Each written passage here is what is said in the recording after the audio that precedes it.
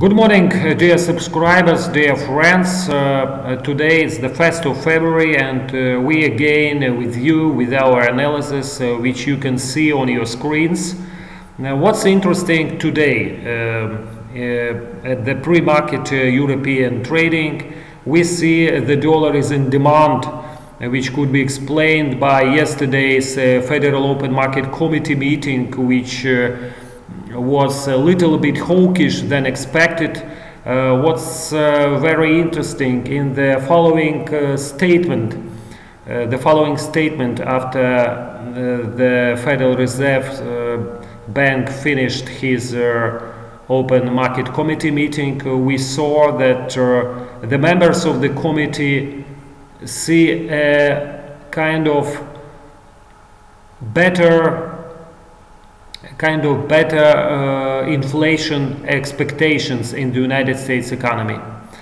And that's very important, especially taking into account that the former chief of the Fed, Ms. Janet Yellen, is finished his job with the bank, and now that Jerome Powell, a new elected president, will come into power.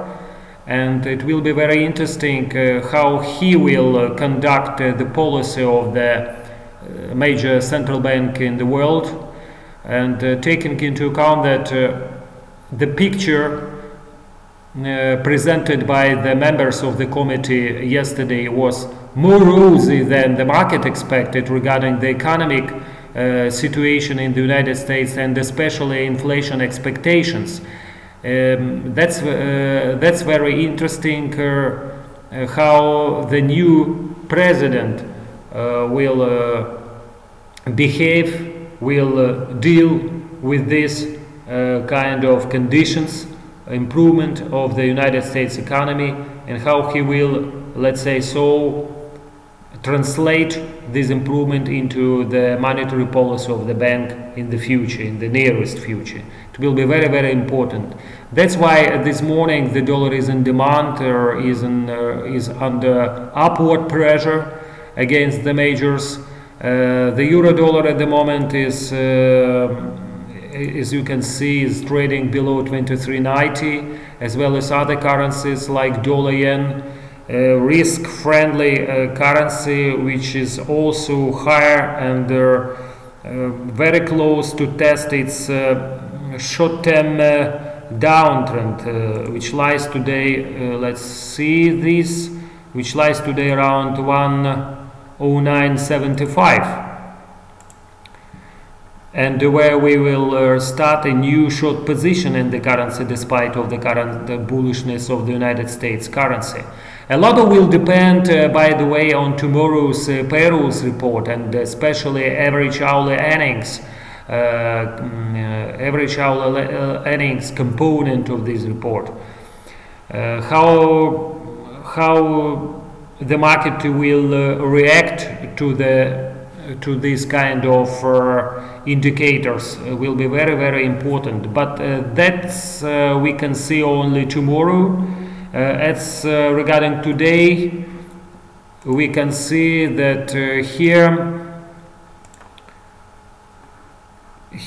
here, just a moment, let me see this. Here today's, just a moment, yes, ISM manufacturing PMI in the United States, which the market expected a little bit lower than it was before, but what we'd like to pay attention, manufacturing PMI is not so important like servicing PMI. As we know, the manufacturing is not a number one in the gross domestic product of the United States, which is developed economy, and servicing sector is much important than this one. So tomorrow we can see another component in the form of servicing sector ISM, but it will be tomorrow together with the payrolls report. So tomorrow will be very interesting and very volatile day. But what's regarding today, as we suggest, although the dollar is in demand right now, sooner or later we suggest he will cover some of the gains accumulated during yesterday and today in the morning. Once again, you can see our strategy. We're still long in the euro dollar with a stop below 22.95. We, as we told before, are ready to sell dollar yen at 109.75. Regarding the cable, there is not any kind of big changes, still the same picture. Like in the other currencies, what's interesting, dollar Canada. Yesterday, dollar Canada went as low as 22.50 because the Canadian gross domestic product was much better than expected. And that's why today the Canadian dollar is very supported against, for example, Japanese currency. And we suggest that any kind of rebounds, upticks in the pair at the moment to the short-term downtrend, which lies around 23.60, should be sold. That's why in this morning we are ready to sell the currency at 23.60 with a very close stop above 24. Anyway, the longer-term picture is in favor of another downswing in the currency from all points of view. Maybe the NAFTA negotiation process, which is a very long kind of process, and unfortunately it's not so let's say not so successful for Canada. That's why the Canadian dollar feels kind of pressure because of this negotiation process. But to say the truth, from a fundamental point of view, the Canadian dollar has everything to go much lower from here. I mean the dollar Canada. And at last, we'd like to see you our profit and loss statement for January, which is more or less, as we suggest, more or less good. Let's say an average one we usually have. The euro dollar and dollar yen was the most profitable among our pairs, which could be explained by the trend. Let's say, as you see, euro dollar and dollar yen was very trendable at the end of last year, beginning of this year. That's why we were more or less good in these pairs. Euro yen, dollar Canada, and euro ruble is among the negatives, but anyway, it's normal.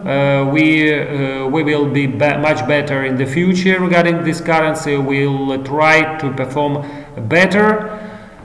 And for the moment, that's all. See you later. See you tomorrow in the morning with our next report. And tomorrow we will come with you with another one report after the American data will release.